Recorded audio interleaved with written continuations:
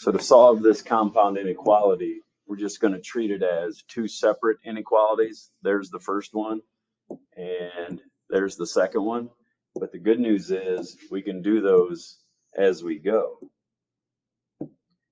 So what I mean by that is whatever you do to one side, you can do to all three sides now. So the first thing I'm going to do is subtract 3 from all three sides. And when you do that, you have -8 less than or equal to -4y. The 3's add up to 0.